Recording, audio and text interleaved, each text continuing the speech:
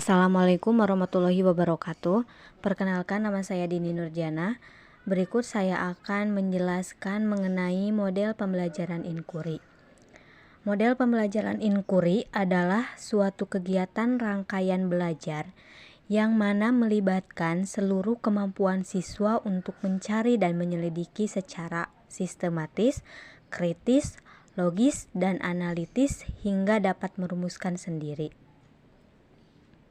Yang mana model pembelajaran ini memiliki 3 sasaran, yaitu yang pertama keterlibatan siswa secara maksimal, dan yang kedua yaitu keterarahan kegiatan secara logis dan sistematis, dan yang terakhir yaitu mengembangkan sikap percaya diri terhadap siswa.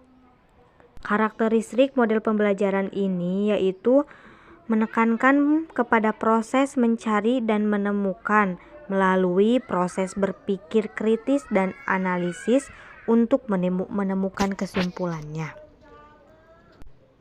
Oke, yang selanjutnya yaitu model pembelajaran inkuri menurut para ahli. Yang pertama yaitu menurut Widja. Menurut Widja yaitu model pembelajaran inkuri merupakan suatu model yang menekankan pengalaman belajar, mendorong siswa dapat menemukan konsep-konsep dan prinsip. Jadi di sini lebih ke pengalaman siswa sendiri, yang mana nantinya pengalaman tersebut bisa mendorong siswa menemukan konsep dan prinsip. Oke, yang kedua yaitu menurut Sumantri. Menurut Sumantri, model pembelajaran inkuri merupakan cara penyajian pembelajaran yang memberi kesempatan kepada siswa untuk menemukan informasi dengan atau tanpa bantuan guru. Jadi di sini ditekankan siswanya bisa mandiri.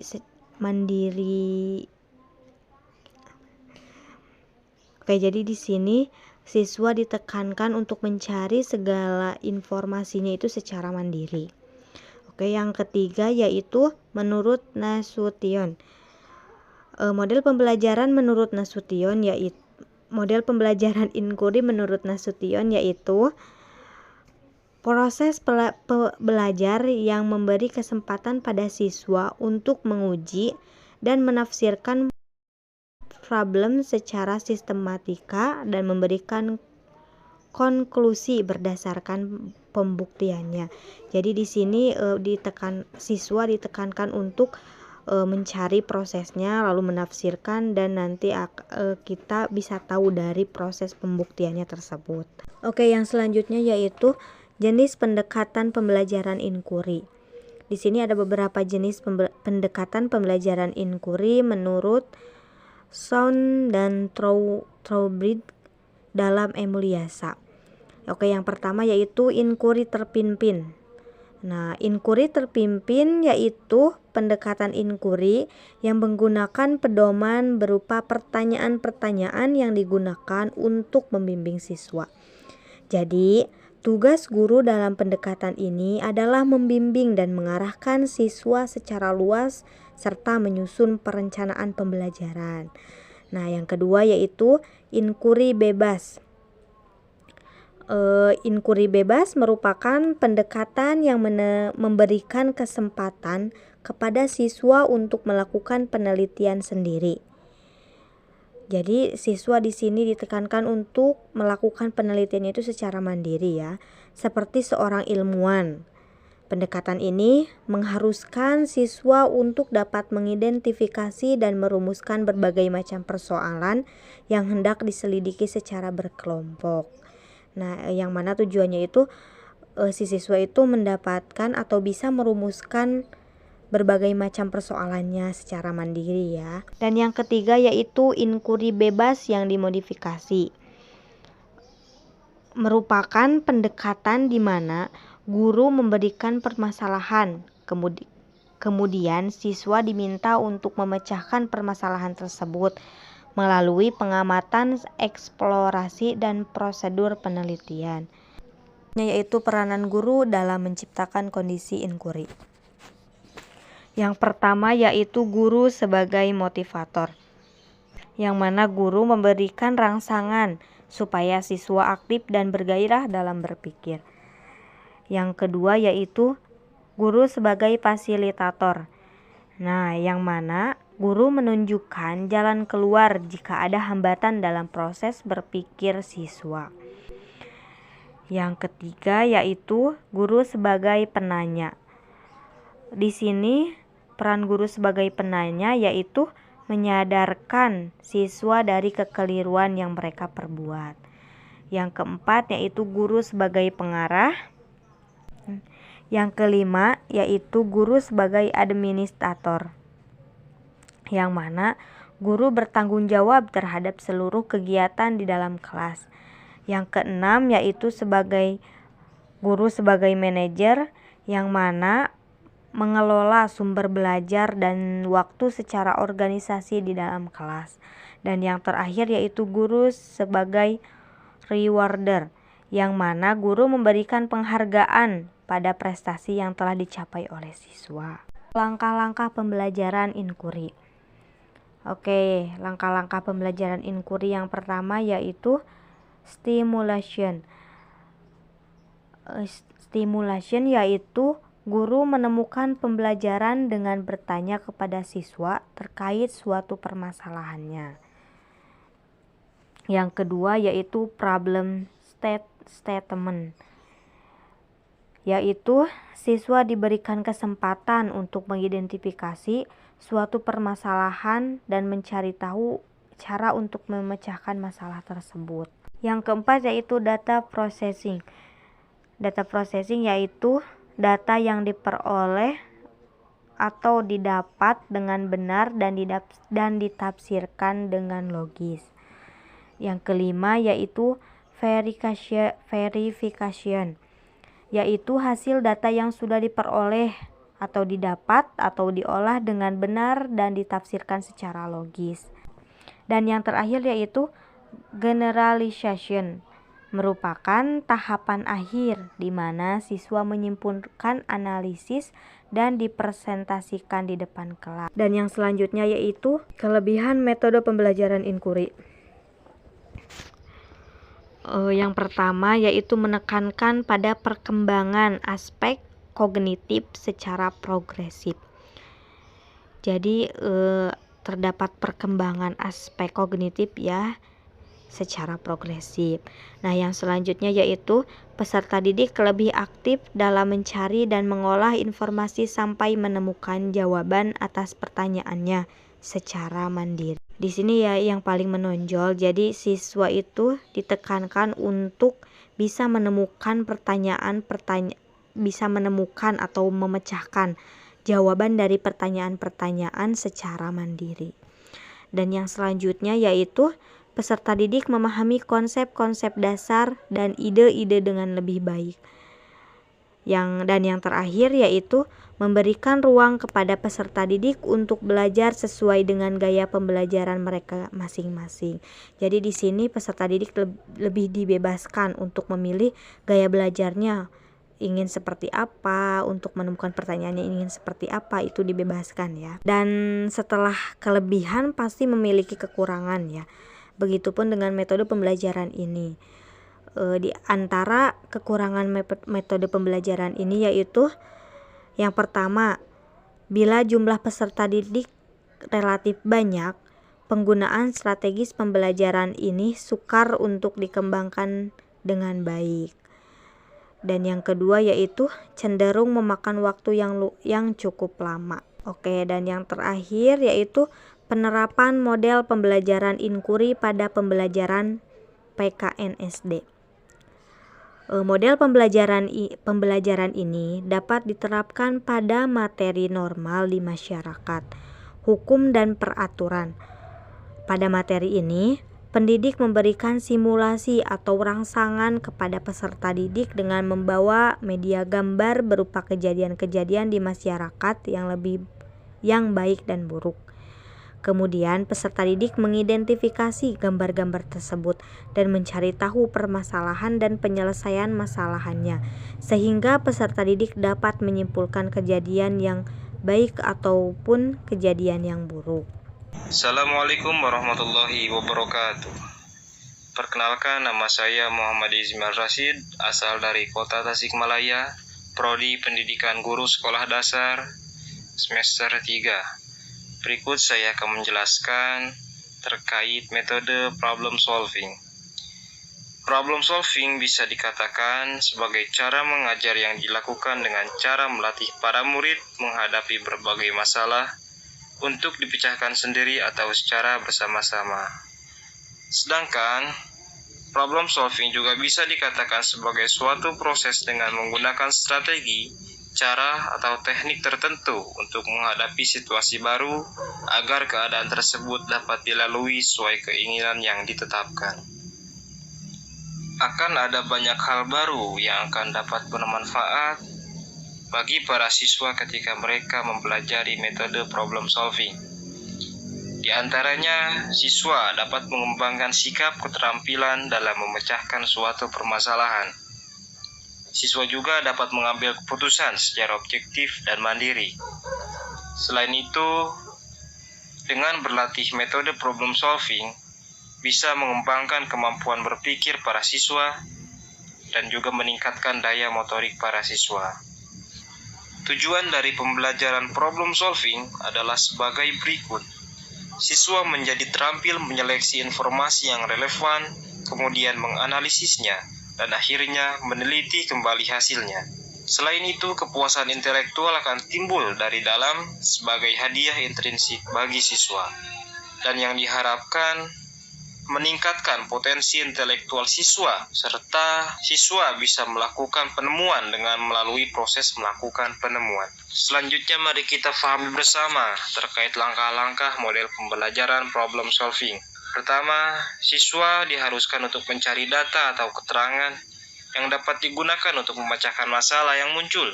Misalnya dengan jalan membaca buku-buku, meneliti, bertanya, dan juga berdiskusi. Yang kedua, menetapkan jawaban sementara dari masalah tersebut. Yang ketiga, menguji kebenaran jawaban sementara tersebut sehingga betul-betul yakin bahwa jawaban tersebut betul-betul cocok. Dan yang terakhir, menarik kesimpulan. Kelebihan pembelajaran problem solving yaitu mendidik siswa untuk berpikir secara sistematis, melatih siswa untuk mendesain suatu penemuan, berpikir dan bertindak kreatif, memecahkan masalah yang dihadapi secara realistis, mengidentifikasi dan melakukan penyelidikan, menafsirkan dan mengevaluasi hasil pengamatan, merangsang perkembangan kemajuan berpikir siswa untuk menyelesaikan masalah, dapat membuat pendidikan sekolah lebih relevan dengan kehidupan khususnya dunia kerja, dan lain sebagainya. Kelemahan pembelajaran problem solving antara lain memerlukan cukup banyak waktu, karena siswa harus banyak beradaptasi dengan masalah yang akan diselesaikan, melibatkan lebih banyak orang, tidak semua materi pelajaran mengandung masalah, memerlukan perencanaan yang teratur dan matang, tidak efektif jika terdapat beberapa siswa yang pasif. Pelaksanaan metode problem solving. Yang pertama, masalah. Yang kedua, pendekatan masalah. Yang ketiga, solusi dari masalah tersebut. Yang terakhir, ada komunikasi. Cara mengembangkan keterampilan problem solving, yakni yang pertama membuat mereka senang belajar. Yang kedua, membuat para siswa belajar melakukan yang terbaik. Yang ketiga, para siswa dituntut untuk bisa mengarahkan mereka sendiri. Yang keempat, mengembangkan keterampilan kelompok. Dan yang terakhir, melatih para siswa untuk menghadapi masalah dan mencari solusi. Selanjutnya, sintak pembelajaran problem solving. A. Merumuskan masalah. Kemampuan yang diperlukan adalah mengetahui dan merumuskan masalah secara jelas. B. Menelaah masalah. Kemampuan yang diperlukan adalah menggunakan pengetahuan untuk memperinci, menganalisis masalah dari berbagai sudut. C. Merumuskan hipotesis. Kemampuan yang diperlukan adalah berimajinasi dan menghayati ruang lingkup sebagai sebab, akibat, dan alternatif penyelesaian. D. Mengumpulkan dan mengelompokkan data sebagai bahan pembuktian hipotesis. Kemampuan yang diperlukan adalah kecakapan mencari dan menyusun data, menyajikan data dalam bentuk diagram, gambar, atau tabel. Pembuktian hipotesis. Kemampuan yang diperlukan adalah kecakapan menelaah dan membahas data, kecakapan menghubung-hubungkan dan menghitung, serta keterampilan mengambil keputusan dan kesimpulan. Menentukan pilihan penyelesaian. Kemampuan yang diperlukan adalah kecakapan membuat alternatif penyelesaian, kecakapan menilai pilihan dengan memperhitungkan akibat yang akan terjadi pada setiap pilihan. Assalamualaikum warahmatullahi wabarakatuh. Perkenalkan, nama saya Tia Sahila Tazkinupus. Di sini saya akan menerangkan metode peta konsep. Mata pelajaran PKN sendiri merupakan mata pelajaran yang hampir isi buku pelajarannya tulisan semua, sehingga siswa malas dan bosan untuk belajar, apalagi menghafal dan mengingatnya. Namun, jika kita menerapkan metode peta konsep ini akan sangat membantu siswa karena materi yang begitu banyaknya akan diringkas dalam bentuk poin-poinnya saja dan akan lebih mempermudah siswa untuk menghafal dan mengingatnya. Peta konsep sendiri itu apa sih? Peta konsep adalah suatu cara atau strategi untuk menyajikan informasi atau materi dalam bentuk konsep-konsep yang saling terhubung dalam suatu rangkaian. Dalam penerapannya, metode ini ditunjukkan untuk siswa kelas 4 dan kelas 6 SD. Karena siswa dalam usia ini mulai dapat berpikir secara abstrak dalam praktekannya. Untuk pembuatan peta konsep sendiri, alangkah baiknya untuk membuat rangkuman terlebih dahulu. Untuk rangkuman sendiri itu apa sih? Rangkuman adalah ringkasan dari materi yang berisi bagian-bagian pentingnya saja, atau konsep pentingnya saja yang diambil sehingga materi lebih sedikit. Misalnya, dalam satu lembar, mungkin bagian pentingnya hanya satu halaman saja. Nah, setelah pembuatan rangkuman tersebut, dituangkan dalam poin-poin penting dalam bentuk gambar kreatif. Adapun jenis-jenis peta konsep. Yang pertama, ada peta konsep berbentuk jaringan.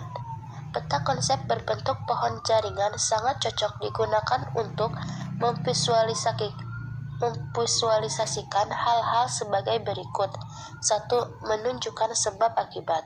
2. Suatu hierarki. 3. Prosedur yang bercabang.